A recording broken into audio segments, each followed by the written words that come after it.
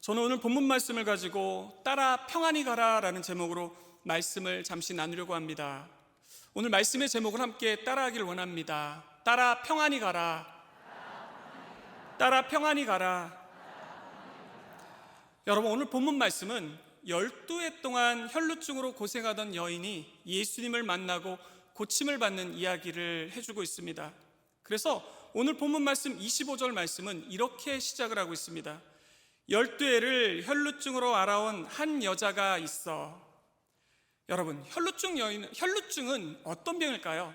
이 혈루증은 여성들이 걸리는 병으로서 정확한 원인은 무엇인지 모르지만 불규칙적으로 자궁에서 출혈이 난다고 해서 만성자궁 출혈병이라고 이렇게 부르는 병이라고 합니다.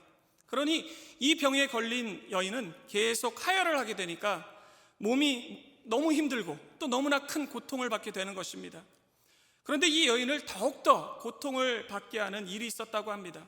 그것은 모세의 율법에 따르면 피를 만지거나 죽은 자와 접촉하는 것은 불결한 일이라고 규정을 하고 있는데, 유대인들은 모세의 율법을 따라 혈루증 같은 병을 아주 부정한 병으로 여겼다는 것입니다. 이것을 레위기 15장 19절은 이렇게 기록하고 있습니다. 어떤 여인이 유출을 하되 그의 몸에 그의 유출이 피이면 이레 동안 불결하니 그를 만지는 자마다 저녁까지 부정할 것이요. 심지어 모세의 율법에 따르면 여자가 아이를 낳을 때도 7일 동안 부정한 것으로 생각하였다고 합니다. 아이를 낳아도 부정하게 여김을 받았다는 것입니다. 그래서 이 혈루증에 걸린 여인은 사람들과 만남을 가질 수도 없었고 성소에 들어가 예배를 드릴 수도 없었습니다. 게다가 이와 같은 질병에 걸리는 것이 너무나 비참했던 것은 당시 유대인들은 소경이나 안진뱅이나 나병과 같이 치료가 불가능한 병은 부모나 당사자의 죄로 인한 것이라고 여겼던 것입니다. 그러니까 그녀는 병에 걸려서 고통받는 것도 너무나 서럽는데 죄인 취급까지 받았던 것입니다. 여러분, 그녀는 얼마나 큰 고통 속에 살고 있었을까요? 그리고 얼마나 이 질병에서 낫고 싶었을까요? 그래서 오늘 본문 말씀 26절 상반절 말씀을 보면 이 여인이 병을 낫고자 하는 노력에 대해서도 이렇게 기록하고 있습니다. 많은 의사에게 많은 괴로움을 받았고, 그러니까 이 여인은 자신의 병을 고치기 위해 많은 의사들을 찾아가 보았다는 것입니다. 그런데 그 결과는 어떻게 되었을까요? 26절 하반절은 그 결과에 대해서 이렇게 기록하고 있습니다. 가진 것도 다 허비되었으되 아무 효험이 없고 도리어 더 중하여졌던 차에 그녀는 자신의 병을 고치기 위해 모든 노력을 다 해보았지만 아무런 소용이 없었고 가진 재물도 다 허비하게 되었다고 합니다. 그리고 병이 더 깊어졌다는 것입니다. 여러분, 저는 이 구조를 보면서 우리의 인생을 보는 것과 같았습니다. 오늘 말씀에 등장하는 여인은 혈루증이라는 병으로 고통을 당하였지만 여러분은 어떤 인생의 고통이 있으셨습니까? 그리고 지금 어떤 문제들이 여러분 앞에 있으십니까? 혹시 오늘 이 여인이 12해 동안이라는 오랜 기간 동안 고통을 당했던 것처럼 여러분을 오랫동안 고통스럽게 하였던 문제는 있지 않으십니까? 여러분, 그런데요, 우리가 인생의 어려운 문제들을 만나게 되었을 때 우리가 반드시 깨달아야 될 사실이 있습니다. 그것은 우리는 이 혈루증 여인과 같이 연약한 존재라는 것입니다. 그리고 우리 또한 이 혈루증 여인과 같이 우리의 인생을 바꿔보려는 노력들을 하여도 아무 소용이 없을 수도 있습니다. 그렇다면 인생의 어려운 문제들을 우리가 만나게 되었을 때 우리는 어떻게 해야 되는 것일까요? 그것은 우리의 연약함을 인정하고 우리의 모든 인생의 어려움들을 해결해 주실 주님을 만나야 되는 것입니다. 주님께 모든 것을 맡겨야 되는 것입니다. 여러분, 혹시 우리의 삶에 하나님의 기적과 능력이 언제 나타나는지 아십니까? 우리가 우리의 힘으로 아무것도 할 수 없다는 것을 깨닫게 되고 오로지 주님만을 바라보게 될 때, 그때 하나님의 기적과 능력이 나타나게 되는 것입니다. 여러분, 오늘 본문 말씀 바로 앞장인 마가복음 4장 35절 이하의 말씀을 보면 풍랑을 만난 예수님의 제자들에 대한 이야기가 기록되어 있습니다. 그 이야기는 다음과 같습니다. 날이 저물어 갈 때 예수님께서는 모든 사역을 마치시고 제자들과 함께 바다 건너편으로 가셨다고 합니다. 예수님께서는 배에 오르시자마자 너무 피곤하셨는지 곤히 잠이 드셨습니다. 그런데 갑자기 바다에 바람이 불고 파도가 치기 시작했습니다. 풍랑이 찾아왔던 것입니다. 제자들은 풍랑을 만나자 어찌할 바를 모르고 배 안으로 들어오는 물을 퍼나르느라 너무나 분주했습니다. 어떻게든 이 재앙을 피하고자 발버둥을 쳤던 것입니다. 하지만 곧 제자들은 그것이 아무런 소용이 없다는 것을 깨닫게 되었다고 합니다. 그리고 제자들이 이제는 우리가 죽었구나라고 생각했을 때, 모든 것을 포기하게 되었을 때, 그들은 예수님께서 자신들과 함께 배를 타고 있다는 사실을 기억할 수 있었다고 합니다. 그리고 제자들은 예수님을 깨우기 시작했습니다. 주여 구원하소서, 우리가 죽겠나이다. 그러자 예수님께서는 제자들에게 어찌하여 무서워하느냐, 믿음이 작은 자들아 라고 말씀하시면서 바람과 파도를 꾸짖으셨는데 곧바로 바람이 그치고 바다가 아주 잔잔해졌다고 합니다. 여러분, 이 말씀도 보십시오. 제자들이 이제 죽었구나 하고 자신의 한계와 연약함을 깨닫게 되었을 때 그들은 그제서야 예수님을 바라볼 수가 있었습니다. 그리고 제자들이 자신의 연약함을 깨닫고 주님을 바라보게 되었을 때 온 우주와 만물을 다스리시는 하나님의 기적과 능력을 볼 수가 있게 되었고 생명을 보존할 수 있었던 것입니다. 여러분, 오늘 말씀의 혈루증 여인의 이야기도 바로 그 이야기를 우리에게 해주고 있습니다. 이 여인은 12해 동안 혈루증으로 인해서 너무나 큰 고통을 받았고 자신이 할 수 있는 모든 노력을 다 해보았지만 아무런 소용이 없었다는 것입니다. 그런데 인간의 모든 한계에 부딪히고 절망의 늪에 빠지게 되었을 때 그녀에게 놀라운 소식이 들리게 되었습니다. 오늘 본문 말씀 27절 상반절에 예수의 소문을 듣고, 그러니까 누군가 그녀에게 예수님의 소문을 들려주었던 것입니다. 그리고 이 여인은 그 소문을 듣고 마음속에 예수님만 만나면 자신의 병도 나을 수 있을 거라는 소망이 생겼다고 합니다. 그녀에게 예수님의 소문은 복음이었던 것입니다. 여러분, 우리는 이 말씀을 통해서 왜 우리가 복음을 전해야 하는지를 깨달을 수가 있는 것입니다. 여러분, 복음은요, 기쁜 소식입니다. 그래서 복음이 임하면 절망 중에 있는 사람이 소망을 갖게 되고, 슬픔이 있는 사람이 기쁨을 갖게 되고, 근심 중에 있는 사람이 하나님을 찬양하게 되는 것입니다. 여러분, 그리고 우리가 복음을 전해야 되는 가장 큰 이유가 있습니다. 그것은 복음을 전해야 예수님을 믿지 않는 영혼들이 예수님을 믿고 구원을 받을 수 있기 때문입니다. 여러분, 이 세상에는 해결돼야 될 많은 문제들이 있습니다. 하지만 인간에게 있어서 반드시 해결돼야 될 문제는 이 땅에서 잘 되는 문제도 아니고, 물질의 문제도 아니고, 건강의 문제도 아닙니다. 자녀의 문제도 아닙니다. 인간에게 있어서 반드시 해결돼야 될 문제는 모든 사람들이 예수님을 만나고 예수님 믿고 구원받는 문제인 것입니다. 여러분, 저는 예전에 아는 형을 전도할 때 복음을 전하는 것이 얼마나 중요한 것을 깨달은 적이 있었습니다. 그때 그 형을 전도할 때 용돈도 많이 없던 상황이었는데 밥도 사주면서 전도를 하며 교회를 3번 정도 이렇게 데려올 수 있었습니다. 그리고 그 이후에 그 형을 한참 동안 만나지 못했고, 또 아예 연락도 끊기게 되었습니다. 그런데 여러 해가 지나고 어느 날 국제전화가 한 통이 왔습니다. 지금은 카톡도 있고 국제전화가 오면 이 보이스피싱이 아닌가 하고 이게 전화를 안 받지만, 그때는 이게 국제전화 오는 것이 흔하지 않던 그런 때라 제가 국제전화를 딱 받았는데, 받아보니까 그 형이었습니다. 그 형은 전화를 받자마자 이 종로에 있는 영풍문고에서 만나자고 이야기를 했습니다. 그래서 영풍문고로 갔더니 이 기독교의 코너에 있으니까 그쪽으로 오라는 것입니다. 그래서 기독교 코너에 갔더니 그 형이 저를 보고 대뜸하는 말이 성경책 하나만 골라달라는 것입니다.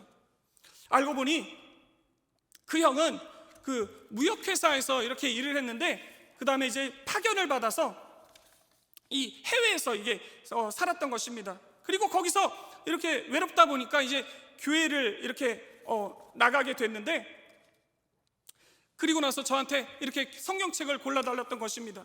그리고 영풍문고에서 성경책을 골라준 후 식사를 하게 되었는데, 밥을 먹다 말고 그 형이 저에게 이런 이야기를 하더라고요. 네가 그때 나를 교회를 데려갔었지. 솔직히 그때 얼마나 귀찮았는지 모른다. 그런데 지금 내가 예수님을 믿게 되었어. 네가 아니었으면 나는 예수님 믿지 못했을 거야. 내가 너에게 정말 갚을 수 없는 은혜를 입었다. 저는 그 소리를 듣는데 그런 말을 처음 들어봐서 그런지 온몸에 전율이 흐르고 시간이 멈출 것 같은 느낌을 받았었습니다. 저는 그때 그 형이 하는 말을 통해서 복음을 전하는 것은 예수님을 모르는 사람들에게 갚을 수 없는 은혜를 끼치는 중요한 것이구나 라는 것을 깨닫게 되었습니다. 여러분, 근데 한번 생각해 보십시오. 예수님을 믿지 않으면 영원한 형벌을 받는데 누군가가 나에게 복음을 전해줘서 내가 천국에 들어갈 수 있게 되었다면 이와 같이 큰 사랑이 어디 있으며 이와 같이 큰 은혜가 어디 있겠습니까? 여러분, 복음을 전하는 건요, 생명을 전하는 것입니다. 왜냐하면 예수님을 믿으면 영생을 얻게 되기 때문입니다. 그러므로 우리는 세상의 어떤 일보다도 영혼 구원을 위해서 기도하고 또 복음을 전해야 하는 것입니다. 이것이 우리가 이 땅을 살고 있는 가장 큰 이유이며 주님께서 우리에게 주신 가장 큰 사명인 것입니다. 저는 본래 그 추위를 많이 타서 아직도 너무나 춥지만 여러분, 이제 따뜻한 봄이 오고 있습니다. 저는 우리 모두가 복음 전하는 일에 힘썼으면 좋겠습니다. 여러분이 예수님 믿으세요, 여러분 말하는 그 한마디가 한 영혼을 구원할 수 있는 것입니다. 여러분, 그렇다면 예수님의 소문을 들은 이 복음을 들은 이 여인에게 어떤 일이 일어나게 되었을까요? 오늘 본문 말씀 27절로 29절 말씀은 이렇게 이야기를 하고 있습니다. 예수의 소문을 듣고 무리 가운데 끼어 뒤로 와서 그의 옷에 손을 대니 이는 내가 그의 옷에만 손을 대어도 구원을 받으리라 생각함일러라. 이에 그의 혈루 근원이 곧 마름에 병이 나은 줄을 몸에 깨달으니라. 여러분, 이 여인은요, 예수님의 소문을 듣자 믿음이 생겨났다고 합니다. 그것은 예수님의 옷에만 손을 대어도 자신이 병이 나을 수 있겠다는 믿음이었습니다. 그리고 이 여인은 이러한 믿음이 생겼기에 많은 사람들이 예수님을 에워싸고 있었지만 포기하지 않고 사람들을 뚫고 한 걸음 한 걸음씩 예수님께 나아갈 수 있었다고 합니다. 여러분, 그런데 이때 이 여인의 행동은요, 사실 그 유대 사회에서는 정말 해서는 안 되는 무모한 행동이었다고 합니다. 왜냐하면 이 여인은 혈루증에 걸린 부정한 여인이었기 때문입니다. 그래서 만일 이 여인이 부정하다는 것을 사람들이 알게 된다면 사람들로 하여금 분노를 사게 되고 또 돌에 맞아 죽을지도 모르는 상황이었던 것입니다. 그리고 학자들의 이야기를 들어보면요, 이때 이 여인이 붙잡은 것은 단순히 겉옷을 만진 것이 아니라 옷단수를 붙잡은 것이었다고 합니다. 이 옷단술은 유대인들이 자신들의 신앙과 경건성을 표시하기 위한 그런 수단으로 사용했는데, 유대인들은 이 옷단술은 유대인들이 자신들의 신앙 그 옷단술을 길게 늘어뜨려서 자신의 믿음이 좋다는 것을 사람들에게 이렇게 알렸다고 합니다. 이 사진에도 보면 저 줄이 하나 나와 있죠. 저게 바로 이 옷단술입니다. 여러분, 그런데 이 옷단술은요, 사실 아무나 만질 수 있는 것이 아니었습니다. 가족이나 아주 친밀한 친척들만 만질 수 있었고 절대 만지면 안 되는 사람들이 있었는데, 그것은 오늘 말씀에 나오는 혈루증과 같이 부정한 병에 걸린 사람은 절대로 만질 수가 없었습니다. 왜냐하면 부정한 사람이 만나면 온전한 사람도 부정하게 만들기 때문입니다. 여러분, 우리는 이 이야기를 통해서 예수님이 하나님의 아들이신 이유를 발견할 수가 있습니다. 그것은 부정한 사람이 온전한 사람을 만지면 온전한 사람도 부정하게 되지만, 부정한 사람이 온전하신 예수님을 만지면 부정한 사람도 온전하게 되기 때문입니다. 좀 더 설명해 드리면, 여러분, 예수님은요, 우리 죄를 대신하여서 십자가에 달려 돌아가셨습니다. 그런데 예수님이 우리를 대신하여 죄를 짊어지실 수 있었던 이유가 무엇인지 아십니까? 그것은 인간의 죄를 해결하기 위해서는 죄가 없는 인간이 그 죄를 대신해야 하는데, 죄가 없는 인간은 이 세상에 한 사람도 없습니다. 왜냐하면 모든 사람은 아담의 자손으로서 죄를 가지고 태어났기 때문입니다. 그런데 하나님의 아들이신 예수님은 죄가 없으신 인간의 모습으로 이 땅에 오셨습니다. 이것을 성육신이라고 이렇게 이야기를 하는데, 이것이 정말 중요한 이유는 예수님께서는 죄가 없으시기 때문에 우리 죄를 대신하여 십자가를 지실 수가 있었고 우리를 구원하실 수 있으셨기 때문입니다. 그래서 우리는 예수님을 가리켜 그리스도, 구세주, 구원자라고 부르는 것입니다. 예수님은 우리를 구원하러 오신 하나님의 아들이시기 때문에 이 혈루증 여인을 온전하게 하실 수 있었다는 것입니다. 여러분, 그렇다면 왜 이 여인은 이와 같이 위험하고 무모한 행동을 할 수 있었던 것일까요? 그것은 예수님의 옷자락을 만지기만 하여도 나을 수 있다는 믿음에서 비롯된 결단과 선택이 있었기 때문입니다. 저는 예전에 어떤 선도님이요, 이 손을 다치셨는데, 이렇게 주방에서 일을 하시다가 이 손을 다치셨는데 교회에 나오신 것을 이제 본 적이 있었습니다. 그래서 너무나 놀라서, 아니 병원에 바로 가셔야지 교회에 나오시면 어떡하시냐고 이렇게 말씀드렸는데, 그분이 하시는 말씀이, 어차피 병원 시간이 있으니까 예배드리고 병원에 가도 되겠다고 생각해서 교회에 나왔다는 것입니다. 저는 지금도 다치면 교회에 나오는 것이 아니라 병원에 먼저 가보는 것이 맞다고 생각합니다. 그래서 누가 다치셨는데도 불구하고 병원에 안 가시고 교회에 나오신다면 지금 빨리 병원에 가보시라고 이렇게 말씀드릴 것입니다. 그런데 여러분, 오해하지 마실 것은 그때 그 성도님의 행동을 믿음이란 차원에서 한번 생각해 보면요, 그때 그 성도님이 교회에 이렇게 먼저 나오신 분명한 이유가 있으셨다고 생각합니다. 그리고 그것은 하나님이 주시는 믿음 안에서 그 성도님이 결단하고 선택하였기 때문에 이렇게 교회에 나오신 것은 아닌가 한번 생각해 보았습니다. 여러분, 혹시 여러분 가운데는 믿음의 결단과 선택을 하여서 오늘 이 시간, 이 수요 예배 시간에 나오신 분이 계시지는 않으십니까? 어떤 분들은 오늘 예배 나오는데 방해가 되는 그런 일이 있었을 수도 있습니다. 하지만 우리가 어떤 상황을 만나더라도 주님이 우리를 부르신다면 우리는 믿음으로 결단하고 주님께 나와야 될 것입니다. 여러분, 히브리서 10장 38절로 39절은 믿음의 사람들에 대해서 이렇게 말씀하고 있습니다. 나의 의인은 믿음으로 말미암아 살리라. 또한 뒤로 물러가면 내 마음이 그를 기뻐하지 아니하리라 하셨느니라. 우리는 뒤로 물러가 멸망할 자가 아니요 오직 영혼을 구원함에 이르는 믿음을 가진 자니라. 여러분, 우리는 믿음이 이끄는 삶을 살아야 됩니다. 이 히브리서 말씀을 보십시오. 믿음이 있는 사람을 의인이라고 부르고 있습니다. 그리고 그와 같은 믿음을 가리켜 구원함에 이르는 믿음이라고 부르고 있습니다. 저는 우리의 모든 삶 가운데 날마다 믿음의 결단과 선택이 있기를 축복합니다. 그래서 하나님께 영광 돌리는 그런 삶을 사시기를 축복합니다. 여러분, 그런데 이렇게 혈루증 여인이 병고침을 받았다라고 이렇게 아름답게 이야기가 맞춰지면 좋겠지만 그 다음 이어지는 이야기가 있다고 합니다. 그것은 혈루증에 걸린 여인이 예수님의 옷자락을 잡았을 때 예수님은 이 여인이 고침받은 사실을 단번에 아시고 이 여인이 누구인지를 찾으셨던 것입니다. 이 말씀이 오늘 본문 말씀 30절 31절에 이렇게 기록하고 있습니다. 예수께서 그 능력이 자기에게서 나간 줄을 곧 스스로 아시고 무리 가운데서 돌이켜 말씀하시되 누가 내 옷에 손을 대었느냐 하시니 제자들이 여짜오되 무리가 에워싸미는 것을 보시며 누가 내게 손을 대었느냐 물으시나이까 하되. 여러분, 제자들이 생각해도 사람들이 이렇게 많은데 누군가 예수님의 옷을 만졌을 것 같거든요. 그래서 제자들은 예수님께 예수님, 사람들이 에워싸 미는 것을 보시면서 누가 내게 손을 대었느냐 물으십니까? 라고 이렇게 여러분 이야기를 했던 것입니다. 여러분, 그렇다면 예수님은 왜 이와 같이 물으셨을까요? 왜 자신의 옷에 손을 댄 여인을 굳이 찾으시려고 하셨을까요? 어쩌면 이 여인이 예수님의 옷자락을 만진 일이 여러분 이 시간 이렇게 발각된다면 사람들이 돌을 던졌을지도 모르는 위험한 상황이었습니다. 그런데 예수님은요, 포기하지 않고 이 여인을 찾으셨다고 합니다. 이 말씀이 오늘 본문 말씀 32절로 33절에 이렇게 기록하고 있습니다. 예수께서 이 일 행한 여자를 보려고 둘러보시니 여자가 자기에게 이루어진 일을 알고 두려워하여 떨며 와서 그 앞에 엎드려 모든 사실을 여쭈니. 여러분, 그런데요, 예수님이 이 여인을 찾으신 이유가 있으셨다고 합니다. 그것은 이 여인에게 정결함과 또 자유를 주시기 위해서였습니다. 여러분, 이 여인은 부정한 병에 걸린 여인이었습니다. 그래서 이 여인이 사람들 곁으로 와서도 안 되고 사람들이 이 여인에게 오면 부정하게 되기 때문에 이 여인에게 와서도 안 되는 것이었습니다. 이 여인은 사람들과 지금 분리가 된 상태였다는 것입니다.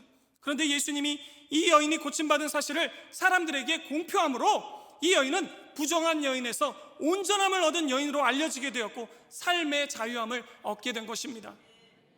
여러분, 그리고 예수님이 이 여인을 찾으신 보다 구체적인 이유가 있으셨다고 합니다. 이 말씀이 오늘 본문 말씀 34절 말씀에 이렇게 기록하고 있습니다. 예수께서 이르시되 딸아, 내 믿음이 너를 구원하였으니 평안히 가라. 내 병에서 놓여 건강할지어다. 여러분, 이 말씀에서 우리가 가장 먼저 살펴볼 이야기는 예수님께서 이 여인을 부르는 호칭입니다. 예수님요, 이 여인을 부르실 때 딸아, 헬라어로 두가테르라고 이렇게 부르셨는데 이 두가테르, 딸아라는 말은 아버지가 사랑하는 딸을 부를 때 사용하는 호칭이었습니다.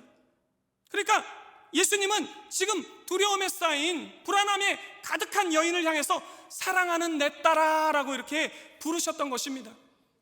그리고 예수님께서 딸아라고 부르신 또 다른 이유가 있었는데, 그것은 혈루증 여인이 붙잡은 옷단술은 가족 외에는 아무나 만질 수가 없던 것이라고 말씀을 드렸습니다. 그러니까 예수님께서 이 여인을 딸아라고 불렀던 것은 너는 내 가족이니까 내 옷단술을 만져도 된다, 그리고 사람들에게도 이 여인은 내 딸이기 때문에 이 옷단술을 만져도 된다라는 것을 알렸던 것입니다. 여러분, 이것이 얼마나 놀라운 사랑입니까? 여러분, 혹시 우리도 주님을 인격적으로 만났을 때 사랑하는 내 딸아, 사랑하는 내 아들아 라고 이렇게 부르시는 주님의 음성을 들어본 적이 있지는 않으십니까? 그 음성을 듣게 된다면 어떤 기분이 들까요? 아마도 예수님의 그 사랑스러운 음성을 통해서 따뜻한 사랑을 느끼게 될 것입니다. 이 여인도 예수님께서 딸아라고 이렇게 부르는 그 음성을 듣고 따뜻한 사랑을 느끼게 되었을 것입니다. 그리고 그 다음에 예수님은 내 믿음이 너를 구원하였으니 라고 이렇게 말씀하셨는데, 이것은 예수님께서 이 여인의 믿음을 칭찬해 주고 계시는 것입니다. 그런데 저는요, 이 혈루증 여인이 걸린 여인의 믿음에 대해서 곰곰이 생각해 보니까 이 여인은 엄청난 믿음의 소유자가 아니었을 것이라는 그런 생각이 들었습니다. 왜냐하면 이 여인은 예수님에 대해서 아는 것이 없습니다. 또 그리고 제자들처럼 예수님의 가르침을 받은 적도 없었습니다. 물론 이 여인이 예수님의 소문을 듣고 예수님의 옷자락을 잡는 것은 쉬운 일이 아니었을 것입니다. 하지만 이 여인이 가지고 있던 믿음은 예수님의 소문을 듣고 예수님이 그렇게 능력 있는 분이라면 내 병도 낫게 하실 수 있지 않을까? 예수님의 옷자락을 잡으면 내가 나을 것 같은데? 이런 단순한 믿음이었다는 것입니다. 이 톰 라이트가 쓴 이 모든 사람을 위한 마가복음이라는 책을 보면요, 이 여인을 낫게 한 것이 무엇이었는가라는 이야기를 다루고 있는데 이렇게 이야기하고 있습니다. 특이한 점은 그 여자를 구한 것은 예수님의 능력인가 아니면 그 여자의 믿음인가 하는 점이다. 물론 예수님의 능력이었다. 그러나 예수님은 내 믿음이 너를 구원하였다고 말씀하셨다. 그렇다면 비록 믿음이 그 자체로는 무력할지라도 예수님의 능력이 작용하는 통로가 된다는 뜻이 아닐까. 여러분, 이 여인이 적은 믿음의 사람이었다. 이 기적은 예수님이 하신 일이다. 여러분, 이야기를 제가 드리는 이유는 과연 그럼 예수님께 나아갈 수 있는 이 믿음을 이 여인에게 누가 주셨냐는 것을 한번 생각해 봤으면 좋을 것 같아서 이런 질문을 드렸던 것입니다. 여러분, 오늘 말씀의 이야기의 시작은요, 사실 혈루증 여인의 이야기가 아닙니다. 회당장 야이로의 딸에 관한 이야기입니다. 그러니까 예수님은 지금 회당장 야이로의 딸을 고쳐주러 가시던 길이었는데 혈루증 여인이 쉽게 이야기하면 그 중간에 갑자기 끼어들었던 것입니다. 그래서 예수님은요, 가시던 길을 멈출 수밖에 없었습니다. 그리고 이 일이 심각했던 것은 지금 야이로의 딸은요, 죽어가고 있었습니다. 그리고 이 회당장은요, 유대인들에게 존귀함을 받는 그런 사람이었습니다. 중요한 사람이었다는 것입니다. 그래서 이 예수님은요, 지체할 시간이 없었습니다. 그런데 예수님은요, 이 긴급한 상황에 혈루증 여인을 만나주시고 그녀의 병을 고쳐주셨습니다. 여러분, 그렇다면 이 혈루증이 사는 곳에 예수님이 지나간 것이, 또 예수님이 이 혈루증 여인을 만나주신 것이 과연 우연일까요? 여러분, 그것은 우연이 아닙니다. 예수님은 이 여인을 만나주시기 위해서 일부러 이곳을 지나가시고 계셨던 것입니다. 다시 말해서 오늘 사건은 혈루증 여인이 예수님을 찾아간 이야기가 아니라 예수님이 혈루증 여인을 찾아와 주신 이야기라는 것입니다.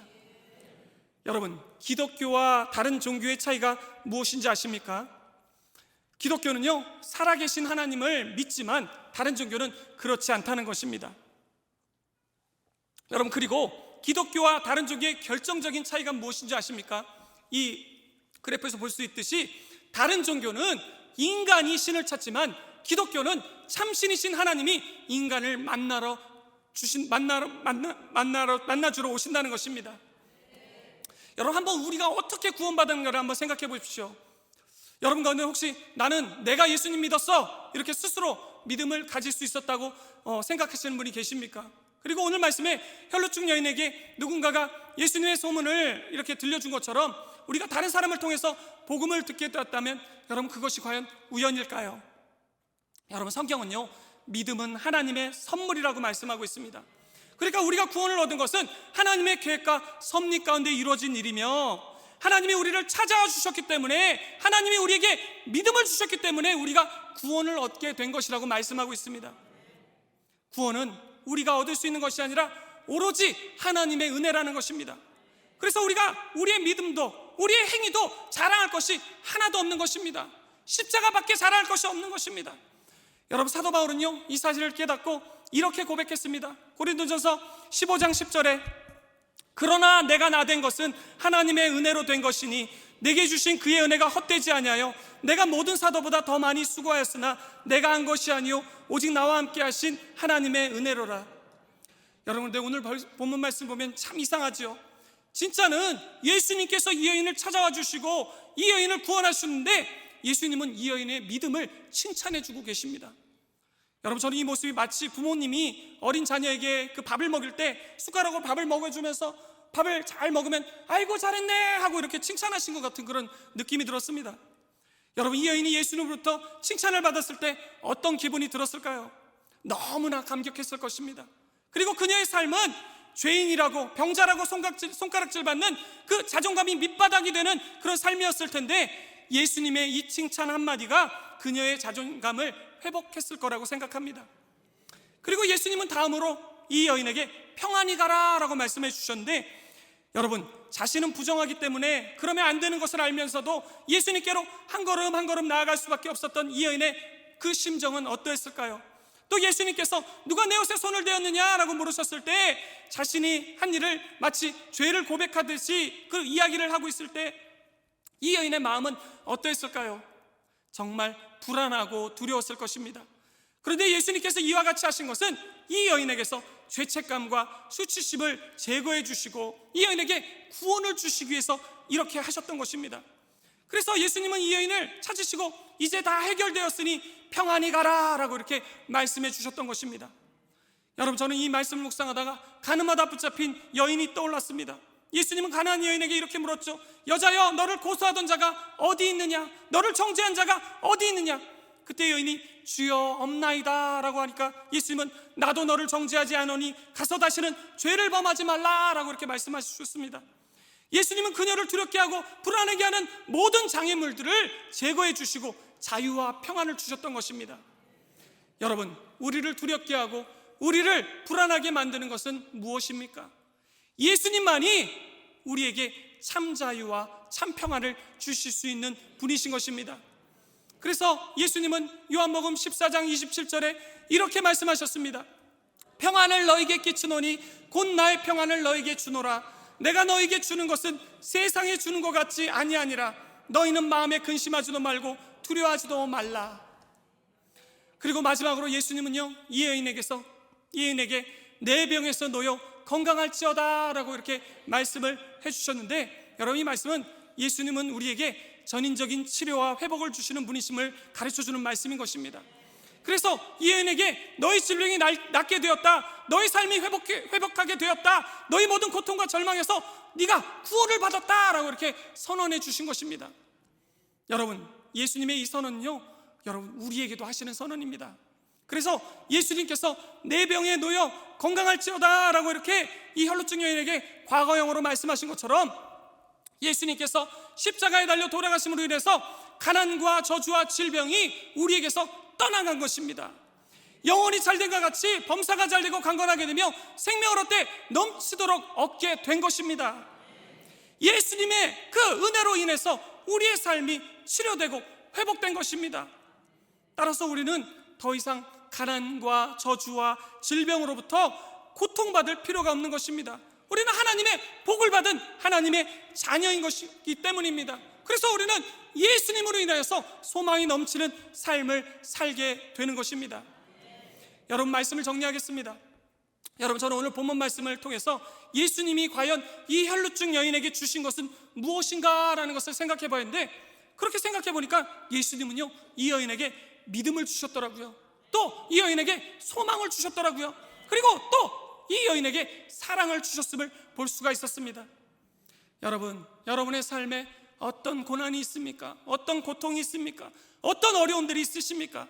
예수님은 우리의 모든 어려움들을 다 아시고 우리로 하여금 그 어려움을 이기도록 믿음을 주시고 소망을 주시고 사랑을 주시는 분이십니다. 따라서 우리가 할 일은 무엇이겠습니까? 예수님을 만나야 되는 것입니다. 예수님께 나아가야 되는 것입니다. 예수님의 옷자락을 잡아야 되는 것입니다. 그러면 예수님은 분명 우리의 모든 문제를 해결해 주시고 우리에게 사랑하는 내 딸아, 사랑하는 내 아들아, 내 믿음이 너를 구원하였으니 평안히 가라, 내 병에서 놓여 건강할지어다 라고 말씀해 주실 것입니다. 저는 우리 모두가 주님을 만나고 주님으로부터 모든 삶이 회복되시기를 예수님의 이름으로 축원드립니다.